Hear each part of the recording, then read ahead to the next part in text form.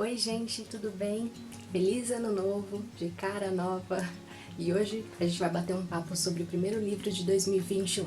E esse livro é Um Lugar Bem Longe Daqui, da Delia Owens, publicado pela Intrínseca.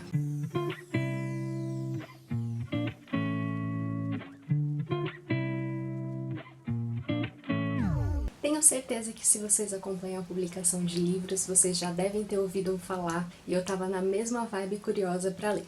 Enfim, eu li e fiquei completamente apaixonada pelos personagens, pela história, pelo cenário, por tudo. Bora começar então. O livro se passa no litoral da Carolina do Norte, nos Estados Unidos, e se inicia na década de 50. A história é da Kaia, uma menininha de 6 anos que mora no Brejo com a sua família, num barracão muito humilde, e ela acorda numa bela manhã com a sua mãe simplesmente indo embora e deixando ela sozinha com os seus irmãos e o seu pai, que é alcoólatra e agressivo. Ela é a mais nova de 5 irmãos, e mais chegado a ela era Jody, né, que era o irmão dela que ensinava as regras básicas de sobrevivência no brejo, para que ela pudesse se virar. E até porque, assim, tudo ao redor deles era a natureza, então eles não tinham muito contato com a civilização.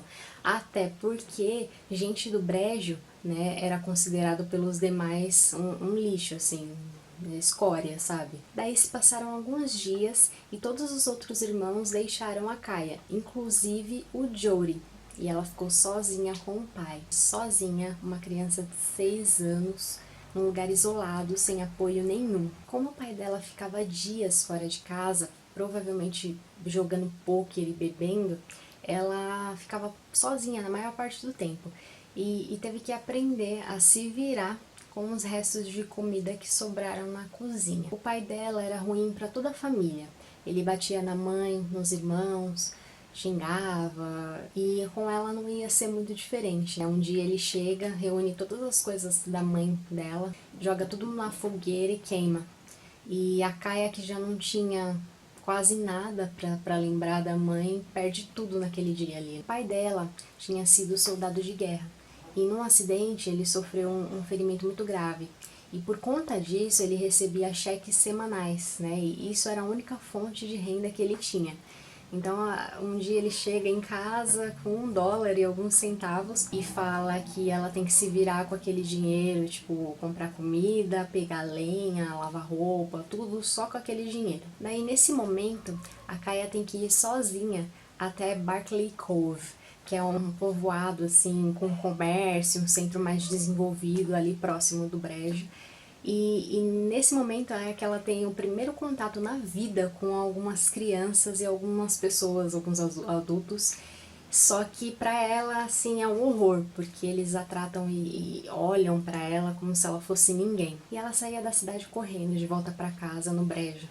Parecia um bichinho do mato mesmo, sabe? A primeira oportunidade que ela tinha de se esconder das pessoas, se isolar de todo mundo, ela fazia. Daí os dias iam se passando, ela foi pegando o jeito, né, da coisa, nas tarefas domésticas, foi aprendendo a se virar sozinha e sempre fazia isso com aquela esperança de que a mãe um dia voltasse e encontrasse o barracão exatamente do mesmo jeito. Ela e o pai nunca se viam. E quando ele aparecia, ela saía correndo para não apanhar, para não ser insultada, né? Ela saía correndo e se escondia no mato. E as únicas amigas dela eram as gaivotas, que quando ela aparecia para jogar comida na praia, elas apareciam em monte e ficavam ali fazendo companhia para ela. O livro é contado em terceira pessoa e alterna momentos da vida da Kaia com um assassinato ocorrido em 69.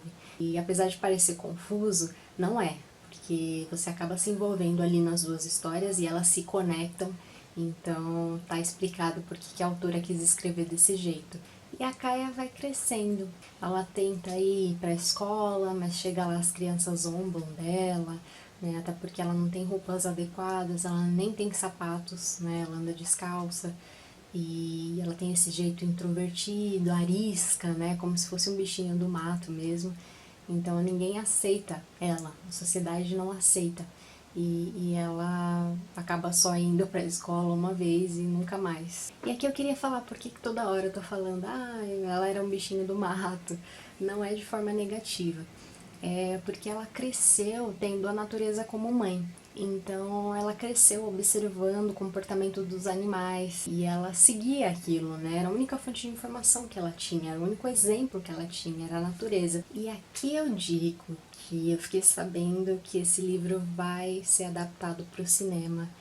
E com certeza vai ser lindo, porque a natureza é presente em cada estrofe da história, em cada estrofe do livro. É fascinante, sabe? A natureza, a personagem da Kaia é fascinante justamente por ela ser filha da natureza. Filosofias à parte, continuando então, chega uma hora que ela conhece um personagem que não só seria o seu amigo de verdade, humano, quase da mesma idade que ela, mas que mais tarde seria o seu primeiro amor. Um dia ela pega o barco do pai escondido para dar uma volta ali pela região e na hora de voltar para casa ela acaba se perdendo.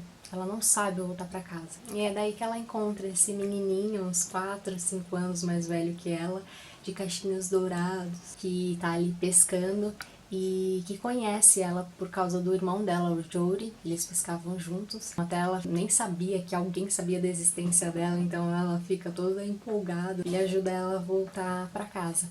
E o nome dele é Tate. Dali pra frente ele vai ser alguém muito importante na vida dela, alguém que finalmente ela possa contar, né? Alguém que finalmente faça ela não se sentir mais sozinha. A gente percebe o primeiríssimo sinal de empatia que alguém já teve na vida com ela. Alguém que compreende quem ela é, como ela é. Ele aceita esse jeito dela, sabe? O pai do Tate era pescador de camarão, que criou o Tate sozinho, porque ele perdeu a esposa e a filha muito cedo. E tem uma frase nesse momento de pai e filho que eu amei, e é essa aqui.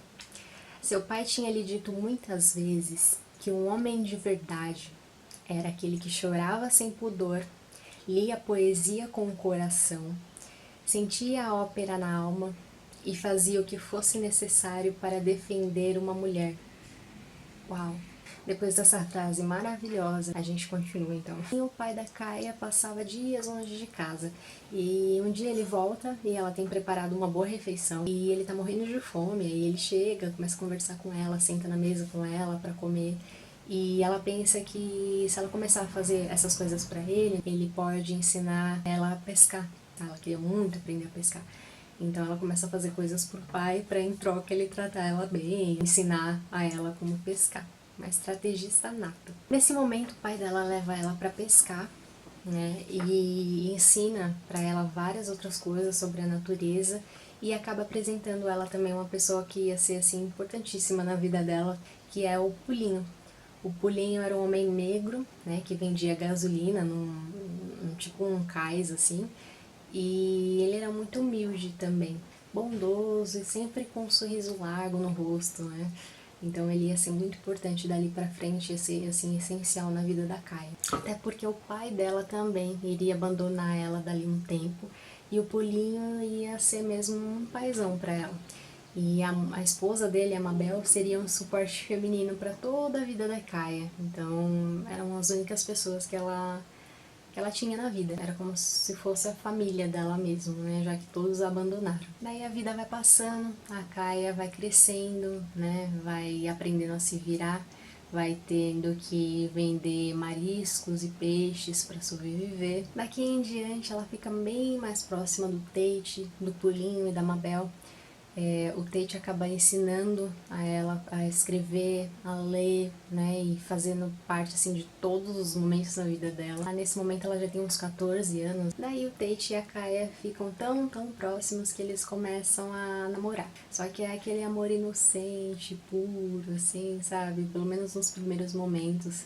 Então é muito bonitinho. Mas aqui, meus caros, eu preciso cortar a expectativa de vocês, infelizmente. Porque o Tate é um pouco mais velho que ela. Ele começa a querer ir pra faculdade porque ele tem um sonho de ser biólogo. E aí ele é mais um que abandona a Kaia. Ai, meu Deus. E aí nessa parte eu fiquei com muita raiva dele, com dó dela, sabe? Porque ele era a única pessoa que ela tinha ali, né? Que ela podia contar. E ele acaba agindo como todos os outros, né? Abandonando ela de novo. Ainda quando ele vai embora, ele promete que vai voltar pra vê-la no dia 4 de julho. Aí nesse dia ela fica esperando, sabe? Ela vai toda empolgada lá na beira do rio, fica esperando horas e horas por ele, tipo, o dia inteiro, e ele não aparece. Ela acaba ficando com um trauma de que todas as pessoas na vida dela a abandonam. E aí ela teve que lidar com a solidão mais uma vez pelos anos seguintes. E essa partida do Tate marca o final da primeira parte do livro. Na segunda parte, já com 19 anos, né, já uma mulher, ela acaba conhecendo outro personagem, o Chase Andrews. Um cara que era muito querido na cidade, né, ele tinha fama de garanhão. E adivinhem, né, ela sozinha, carente, acaba assim se aproximando dele, né? Aí eles têm um trelelê aí, só que a vida dela toma um rumo um pouco preocupante. E aqui, gente, eu vou parar, porque senão eu conto o livro todo, e eu conto mesmo porque eu amei. E a mãe da Kai, hein? Será que ela volta? O pai, os irmãos? E o Tate, ele volta? Será que eles ficam juntos? E o Chase Andrews? Qual é a história deles? E esse assassinato aí, hein? O que aconteceu? Só quando vocês lerem, vocês vão descobrir. Leiam!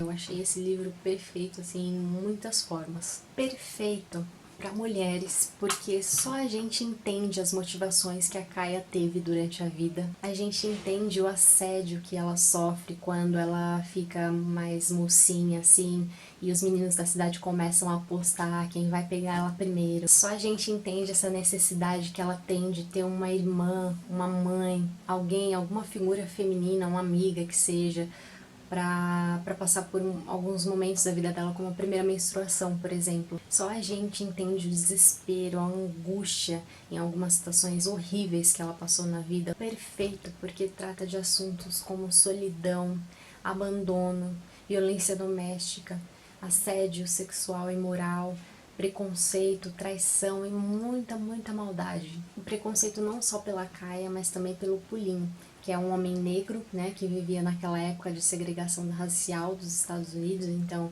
a autora retratou isso diversas vezes no livro, né, nessa separação de brancos e negros. Até o Pulinho vive numa cidade chamada Color Town, né, num povoado, né, não cidade, que em português é cidade colorida, né, cidade de cor. Então, isso faz a gente pensar em muita coisa. O livro é perfeito também porque traz a natureza como mãe, como guia e escola. É fascinante como a natureza criou a Kaia, né? De um jeito que mesmo quando todos eram ruins com ela não criou nenhuma maldade dentro dela, ela não foi selvagem. Ela só se escondia, tinha medo, né? Atenta, assim. O livro é perfeito também porque tem personagens bondosos e inesquecíveis, como o Pulinho e a esposa Mabel. E o próprio Tate também, que apesar dos pesares, sempre quis o bem da Kaia. Então eu falo pra vocês, eu indico muito esse livro, muito mesmo. Já é o meu novo favorito. Quando eu terminei de ler ele, eu fiquei no chão. E eu pretendo reler sempre que bater a saudade. E é tudo isso, gente. Ficou longo esse vídeo, mas eu acho que Um Lugar Bem Longe Daqui merecia. Se vocês se interessaram pela história, leiam o livro. Se gostaram desse vídeo, deixe seu like. Se quiser compartilhar alguma coisa por aqui, deixe seu comentário aqui embaixo. E eu vou me despedindo. Até a próxima história, até o próximo livro, até o próximo vídeo. Tchau!